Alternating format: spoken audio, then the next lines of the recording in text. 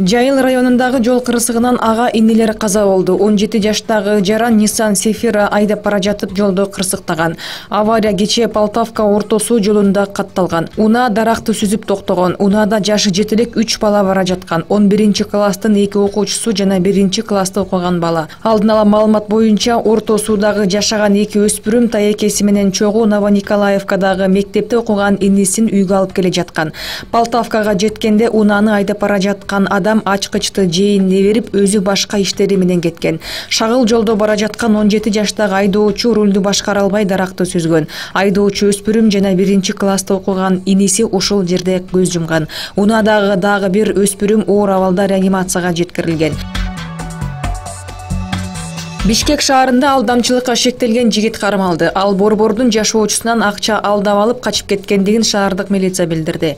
2 августта Октябрь райондук ички иштер башкармалыгына жаран арызы менен кайрылган. Анын айтымында жүк ташыган унаа алып келип берүүнү убадалап $24,000 акчасын алып из жашырган. Ушул эле жылы шектүү бизнес ачып берем деп $55,000 алып качып кеткен. Бул факты кылмыштардын жана жоруктардын бирдиктүү реестрине каттоого алынды. Милиция кызматкерлери тарабынан шектүү катары 23 жаштагы жаран кармалды. Ал Октябрь райондук сотунун чечими менен 2 айга убактылуу кармоо жайына киргизилди.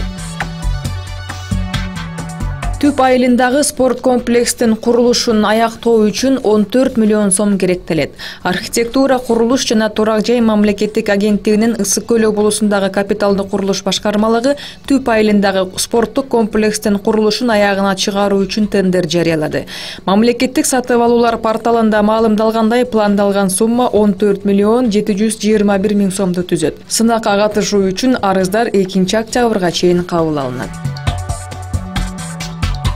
Өзгөн шаарынын мэри Мухтаржан Халматов мектептерди кыдырып, анын алкагында 8 мектепке 21 интерактивдүү такта тапшырылды. Кечээ күнү шаардын мэри окуучулардан кабар алган. Аймактарды өнүктүрүү жана санариптештирүү жылына карата мектептердеги окуу процессин жеңилдетүү, жаңы ыкмалар менен сабак өтүү үчүн жана окуучулардын сабакка болгон кызыгуусун арттыруу максатында 8 мектепке 21 даана интерактивдүү такта тапшырылган. Такталарды жана анын кошумча аппараттарын сатып алуу мектептерге орнотуу үчүн шаардык бюджеттен 85 миң сом акча каражаты жумшалган. Ош шаарынын Төлөйкөн кичи районунун Төлөйкөн 12 көп кабаттуу үйүнүн артына кичи аллея курула баштады. Бул туурасында шаардык мэрия билдирди. Аталган жайдагы мыйзамсыз курулуштар буга чейин мэрия тарабынан алынып салынган. Аллея шаар мэри Талайбек Сарыбашевдин өткөн аптада ишкерлер менен болгон сүйлөшүүсүнөн кийин башталды. Кала башчысы ишкерлерди дагы шаардын абалын жакшыртууга көмөк көрсөтүүгө чакырган. Буга курулуш компанияларынын бири өз ыктыяры менен демөөрчүлүк кылууда.